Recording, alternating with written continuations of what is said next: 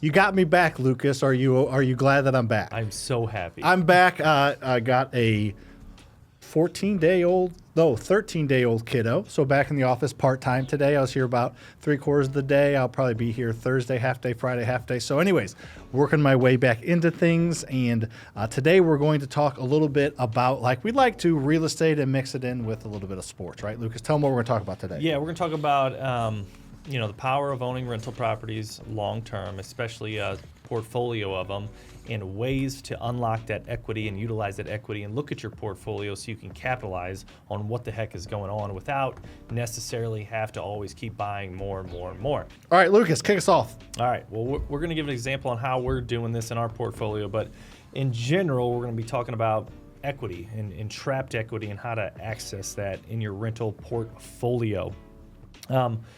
For example, Samuel, let's say you have a portfolio of 20 single-family houses, and you built that up maybe quickly, maybe over the last 3 years. So Okay. you got real aggressive and bought, 7 a year, give or take. It's amazing how quickly that equity grows with appreciation and debt pay down. So this is not only a strategy for someone who has a portfolio for 10 or 20 years. Like, this could work as short as 18 months, and I'll show you how in our example. In like not a crazy market, right? You're Right. talking just like maybe just like a good market, not a great market. You got it. So, we've been getting really dialed in at looking at our numbers on our rental portfolio to make sure all of the assets we have are good assets, number one. And what makes a good asset? Good location, good bones and structure, stuff's not always going wrong, and therefore can get good rents and generate a good return for you. All about the bones. All about the bones. So we're looking at that, say, on that 20 house portfolio that I talked about, and that is not ours. I'll give you our example here in a second. But you look at each individual house.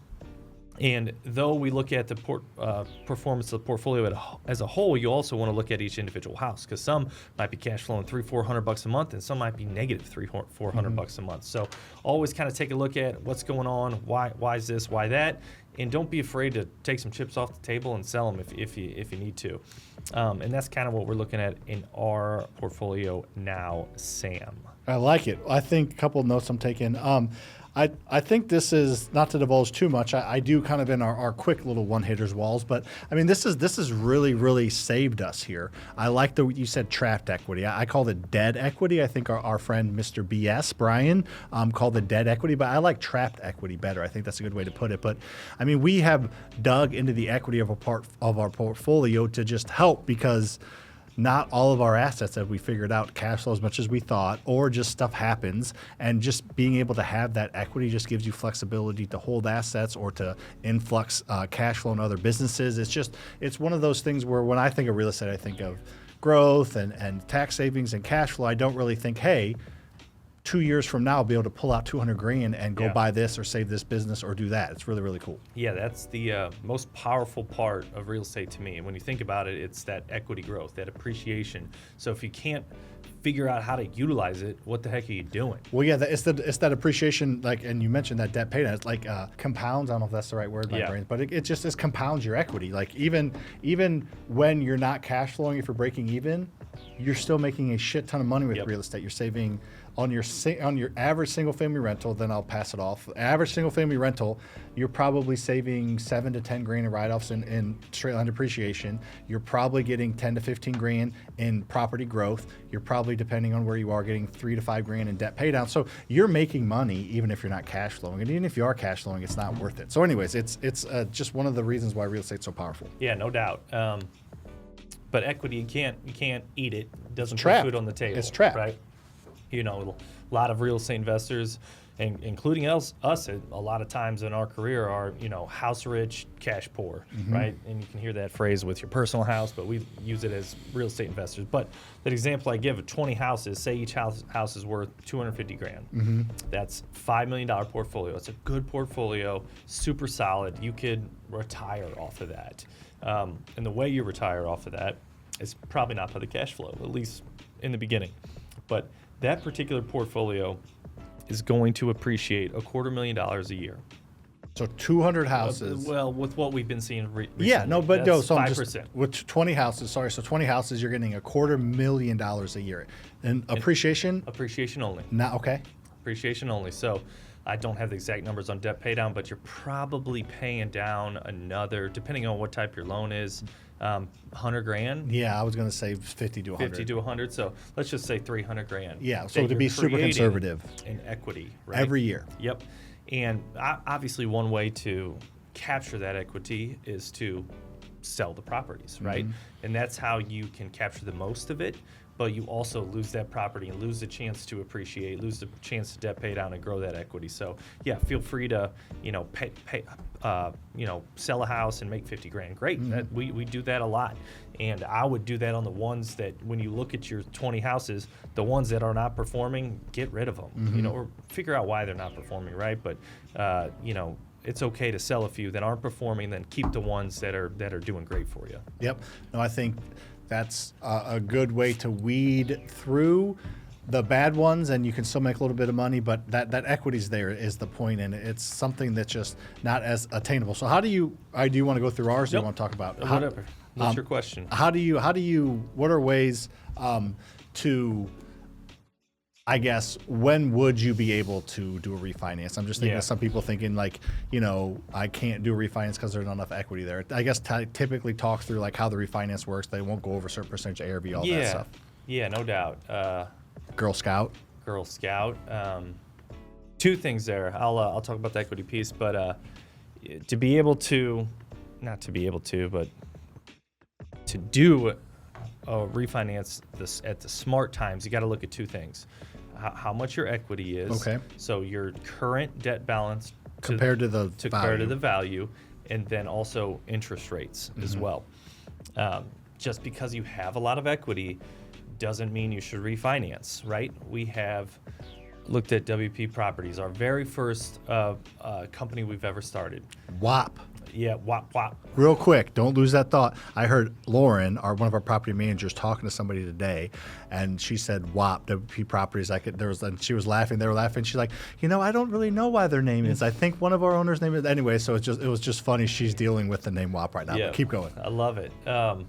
But we purchased those. There's about 37 houses in there, and we built that up with one at a time. Buying a house, fixing it up, refinancing on a loan. Buying a house, fixing it up, refinance on a loan. So we did that for a few years. Then we kind of stopped buying in that, and then we did a refinance. Those rates that we got at the beginning were like, sixes, give or take. 6, 7. 6, 7, somewhere in that range. And then we got to a point where we refinanced in 2021 at a 3.95% interest rate, and we locked it in for 10 years at the time we've ended up refinancing. Yeah, or 7 or something. I forget. Whatever. It was 10. Was it? Okay. It was 3.95 fixed for 10 30-year AMs. Love it. So that's fixed till, let's say, 2031. I think some of them we refinanced, but yeah. That's fixed till 2031. We're at 3.95. Our loan balance is on those is like 2.5. Okay. And the value of it's like 7. Really? Yeah. So we got like $5 million equity in that thing? Yeah, like $5 million in equity. Probably, and we'll get to this, about $3 million available to cash out if we wanted to. But there's a but, right? But we're locked in at 3.95 for another 5 years. You know what I mean? So that portfolio cash flows $10,000 a month for us, like net. So, and if we refinance now, we could get the cash out, but we would go from a 3.95 interest rate to a 6.5, which is still pretty solid in this market, but it's not quite double, but it's up there. And what does that do to cash flow? Yeah, that would I don't know. Okay. It would definitely hurt it. I mean, if it's like we go from $10,000 a month to $5,000 a month, let's pull out that $2 million fucking bucks and let's fucking give us some breathing room on things. But if it goes from, that's just the power you have. But if it goes from plus 10 to minus 10, I doubt it's a 20K swing. Because we're at 2.5 now, and you take that loan from 2.5 to let's say 5.5, and so you're adding $2.5 million worth of loans, worth of debt, plus your interest rate's increasing. So your monthly debt payment's going to be at least double, probably more than that. Probably more than that. So I just think of the math because that $2 million just for our situation would maybe allow us to get out of a couple bad pieces of property that we're losing. That, you know what I mean? Maybe that would help us get out of Myrtle, just for example, and then that'd be worth it. Yeah. And then we'd have a little more breathing room and go put it on black at the casino or throw some in Bitcoin maybe. Yeah, there you go. Biddy's down right now. Yeah, Perfect good timing time. for me to. Perfect timing for me, but it's fine. Well, you said it was going to buy him at what, like 80, 85? It was my guess. Yes, it was my guess. On the next winter. I was been told that we're not in the winter yet. It's just like kind of a because of all the crazy shit happening in the world. Like 26, it'll kind of go into the crypto winter of 80, but who knows? Okay. But anyway, crypto experts here, people. So when you're looking to refinance, rates are important. You want to make sure you don't have to, but ideally you refinance when you go from a higher rate to a lower rate. Okay, which there are some opportunities now, because if you bought a rental property 2 years ago, you probably refinanced at 8%, and now it's 6.5, and you still got that equity growth because you had appreciation the past 2 years. But the other thing you look for is that LTV, or loan to value. So when you refinance, you will probably be able to refinance an investment property or investment portfolio at 75% loan to value. Okay, so maybe you're at 65% right now. So that extra 10% is what you'll be able to take out cash, tax-free, if you execute a refinance. So for simple math on that, if you have $100,000 property and you owe $50,000 on it, you'll only be able to pull out $25K. Not only, but you'll only be able to go up to that 75%, which is 75 grand. So you'll be able to pull out the difference in where you're at and 75% of LTV. Just to clarify that. No doubt. Okay, cool. I like your no doubt. And that's the third no doubt. Are you like Gwen Stefani in it? Spider webs. Gwen Stefani? So she's like, is she part of Four Non Blondes? No, that's just. No, that's not her. Have you? Why didn't we haven't did that video? Let's I did it do with it Maisie. today. I did it with Maisie. Yeah, but it's you didn't do it the right way. You didn't spin. Well, because no one was there. Okay. So we just had to I turn love the ourselves. spin. The funniest thing is when you don't see the person behind you. That would have been good with Maisie, like hiding behind you. Well, yeah, but I wasn't letting her do the. Gotcha. She wanted to. Bitches ain't Shit, they ain't. She wanted to do it so Yeah. bad. She's like, just let me do it. I'm like, no, I'm not gonna let you say bitch and fuck. No, well, on social media. Yeah, as a 9-year-old. Like you say it in your bedroom. Yeah, you could say it every once in a while because I say it, but no. Anyways. Bitch. Yeah. She does that. Anyway. Yeah, she's funny. So we're all over the place. I think my non-sleeping brain is just kicking us all over the place. So That's all right. It's a fun episode. Yeah. Keep going. All right. So let's take a look at our example portfolio that we're doing right now. We're in the middle of doing it, and just give you some actual numbers instead of this hypothetical. And this is the properties one. No, we're not touching that one. Well, you told me there's $2 million there, so we may be fucking touching it, Lucas. Yeah. All right, okay. Yeah. So If we're gonna buy $500 million worth of real estate in our careers, what's the difference of $5 grand a I month love right now? refinancing, and I love it on properties that you plan on keeping it for a long time. Right there, it's so powerful. It gives you cash. It lets you keep the assets, so you get all the tax benefits. You still hopefully get some cash flow, and then you get a chance to build equity again. Well, and it just would give us a risk because we're at the point where we've grown so much, the market shifted so much, we're just so dumb that just having that extra cash is nice. But all right, well, I'm putting that as a note for later. $2 to $3 million. Go. Okay. So this particular group of properties, Sam, is we bought 42 at one time. You remember that? I do. Yeah, in one subdivision. I remember Best Power Relationships. There was a 25-minute Zoom call to get the $1.5 million down we needed, or whatever it was, or $1 million down. Yeah, that was a great. Our boy Wykes. Yeah, that was a great little investment for Aaron and us. But we bought these at about 84 grand a piece. They needed about 1.5 in construction. How much did we think they We needed, Lucas? raised about 400. So we raised about $1 million less than we needed. Yeah, We're like, they need $5 grand on turns. It's fine. Yeah, you had your napkin scratches. I remember you walking. Well, I had to go in them. Like we could only get in. Yeah. We could only get into 5 of these. And they weren't nice, and they were all tenant occupied. So they had to move out, and we had to rehab it as they moved out. So we couldn't just go in and do it all at once. They weren't vacant, so that creates some challenges for sure.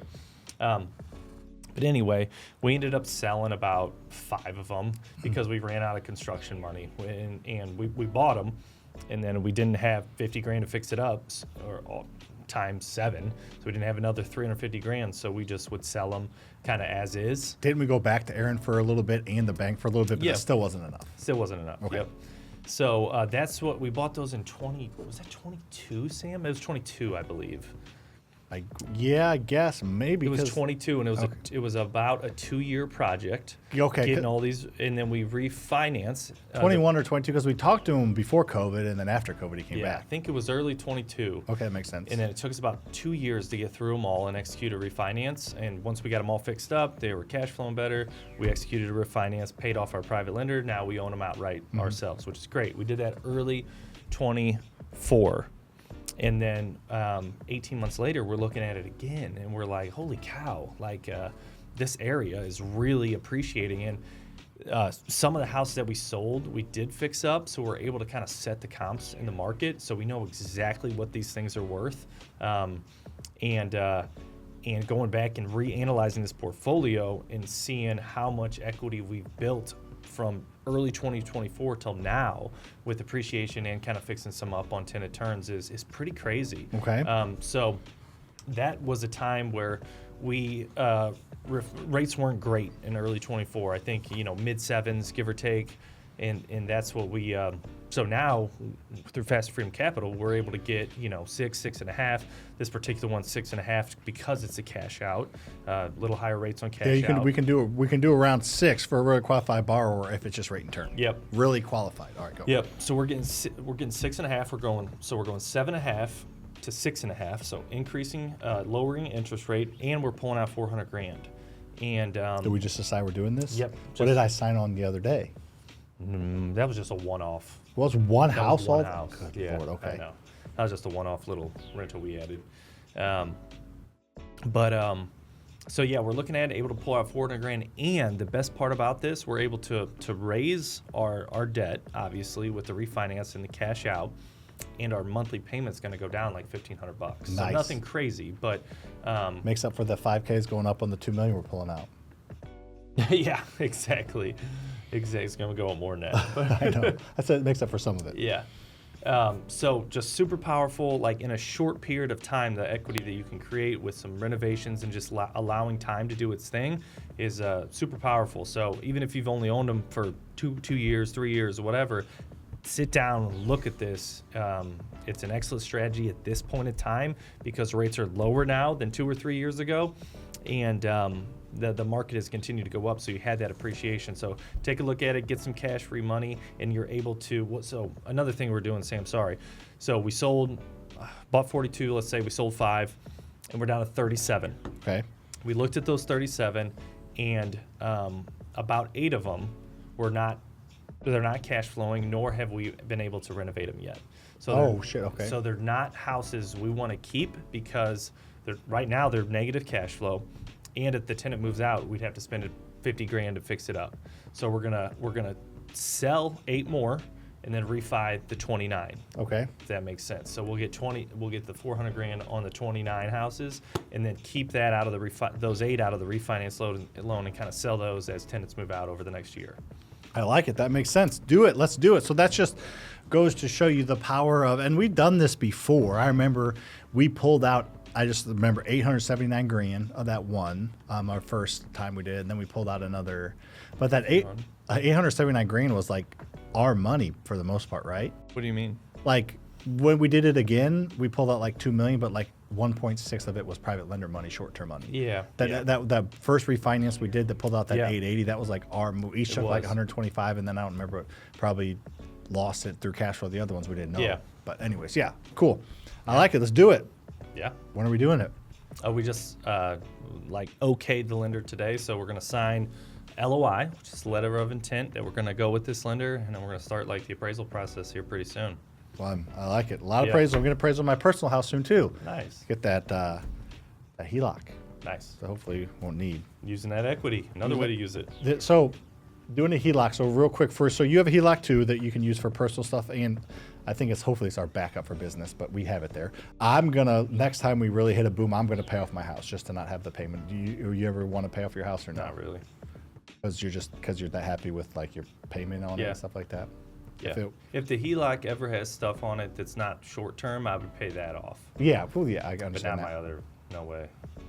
Yeah. It's I owe like 530, and my house is worth 1.3. So I'm like, and my interest rate's like 3. What's your payment? It's like with insurance and taxes, it's like $3,800 a month. So mine's like 8,500. Yeah, it's So a you lot. see why? And Yes. I'm a little. See why you see? No, I'm just saying I'm a little bit more conservative than you sometimes on certain things. So I would feel, and my interest rate's like 4, I think, but I would prefer just to be done with it. And I have a HELOC on it though. I'd still Yeah. be able to use it, but just not have to freaking worry about that Yeah, because get that's a bigger HELOC at It would that make point, my obviously. monthly. It would make my monthly like expenses like cut it in like a third. So Yeah. that'd be everything would be easier. You see do how I'm a that, little bit stressed yeah. about it. We got to make about another $1 million to pay it off, but okay. Extra million extra. Extra million. Well, I'm kidding. No, we're not using it for that. All right. Okay. Cool. Anything else? That's it. There's a lot of catching up. Wild episode. If you liked it, share it. If you didn't, then still share it and say these guys are idiots. See you on the next one.